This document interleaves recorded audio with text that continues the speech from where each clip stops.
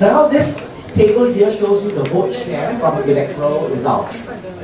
Despite the fact that SDP showed up very clearly as number 2, we can see here that in fact SDP performed only 4th in terms of the vote share in the constituencies that they contested in. WP, as you know, gained 46.7% of the votes in all the constituencies they fought in, and second was the Singapore People's Party, which got 41.4% of the votes in the constituencies they contested in. So how come the brand value of SDP did not translate to vote share? That is the big question. Alright? Okay? Well, is it just that the candidates of SDP was enough to make a difference? Not really, because the survey participants said they were also impressed with the candidates of SDP. This is my theory. I'm just throwing it as hypothesis. Next, please. Okay, this shows a chart with 2 axes. Alright? The first axis on the horizontal axis is economic. On the left is known as economic left or socialist. On the right is economic right or the laissez-faire or the capitalist, those who believe in the laissez-faire and capitalist system. Then there is a vertical axis in the Singapore context in terms of values. At the top of it would be those who believe in liberal values, human rights and that kind of thing. And at the bottom of that vertical axis would be those who believe in conservative values and communitarian interests. Next please. Now, these 2 axes would then create 4 quadrants. On the top left, you would have what we call the liberal left.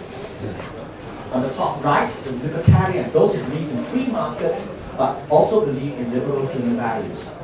On the bottom right, you will have the conservative right, the capitalist, and those who have conservative social values. And on the bottom left, you will have the conservative socialist, those who believe in a socialist economic model together with conservative social values.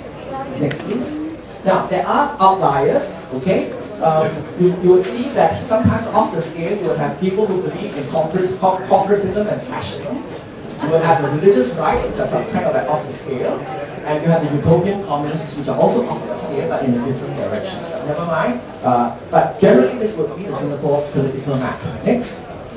I have placed the parties that have enunciated platforms in these 4 quadrants. Alright? You would see the PAP roughly at the bottom right, which is a mixture of capitalist economic model with conservative social values. Some would even say that PAP should be off the map. They should be somewhere in the fascist. But my map is not so big. So let's place the PAP inside. Okay?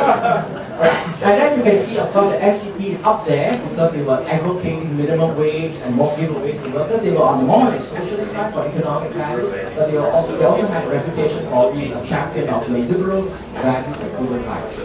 RP, Kenneth Jericka's position, albeit not very well communicated, has been that he's been very much a pro-free marketeer, therefore had put him on the capitalist side, and he's also enunciated a very strong human rights values, which is therefore on the upper side. And so he's on the upper right corner. NSP tends to go on and on and on about how poor people, and but they say nothing about human rights. Alright, and so they are down there. So you see that these parties are actually well placed in different parts of the political spectrum. Now, you will notice that I have 2 parties missing. One is SPP and the other one is SDA. My guess is that SPP, Jackson Party, is somewhere where Workers' Party is. Because they have not really enunciated it, I will not try to speak for them. They have to enunciate their own position. SDA, well, you know, we can give them less airtime just like the Straits Times. People out of interest. Alright, now, I think this kind of explains how the vote share eventually resulted the way it did. Alright, basically you have an electorate that is not very keen on radical change. It's an electorate that wants to play safe, that really wants to, as Jared says, nudge the PAP to change internally.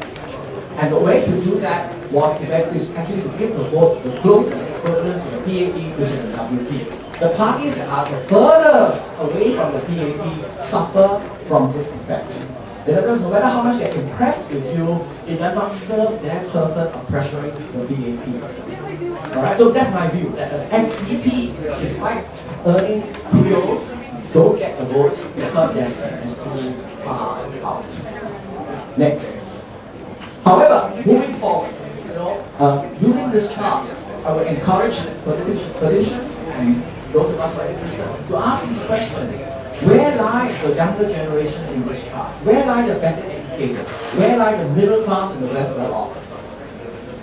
Effective politics requires us to know the answers to this question, to know where the voters are, and to talk to them in a framework that is meaningful to them. Next, please. Okay, now just to finish, I'm going to give you 6 quotes. I think there are 6 because I played around, maybe it was 5, 6, or 7. Never mind. The first quote is something that I overheard. Okay, it's from a male person in his 50s, and this is what he said. And I use this as discussion points. Sorry, I'm not going to discuss it, I'll just give it. Let me read it off for those who cannot see the slide. And this man, in his 50s, what? Okay, I'll speak in the right accent. Hey, I need an actor. Hey, among my friends, they will never vote for Christian John and his popular.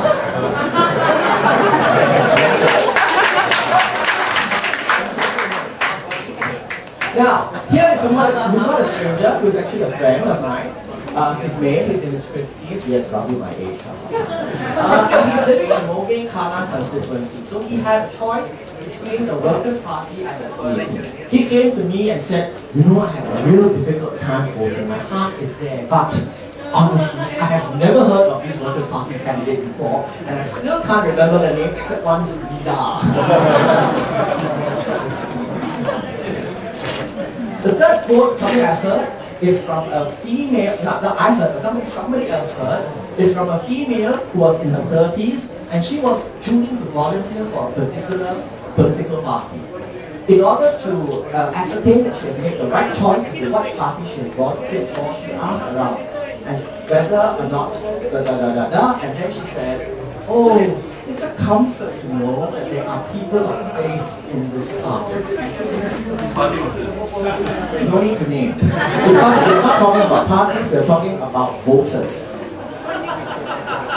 Another female in her 30s, I overheard her say, I can't imagine anyone from my church voting for a gay MP. So you have a situation where people of faith like to see parties include people of faith in order to represent them, but parties must not include people of that other faith. Next. This is a female, she was walking behind me after we came out of the National Solidarity Party rally. It was a rally, it was crowded, we were trying to cross the road, and we were held back by the police. Standing behind me, and she was talking to a friend, and basically she was commenting about what she and her friend heard at the rally, and she said, they can say everything we agree with, yeah, but actually where are the solutions? And then furthermore, how do we judge the candidate's character just from rally speeches? Alright? So I'm just quoting this to give you a sense that this is what happens in people's minds even after a rally. Even after they cheer you, they receive doubt. Okay, last one. Here's a guy, I kind of overheard, who was in Raffles Place, and he said, in total contrast to that female in her 30s, I don't know why people get so hung up about meeting the candidate up close or liking him. Okay, what for? What's more important is, what is he going to stand for? What is he going to argue for in Parliament? He doesn't need to meet the candidates, he just wants to know them. So that's a quote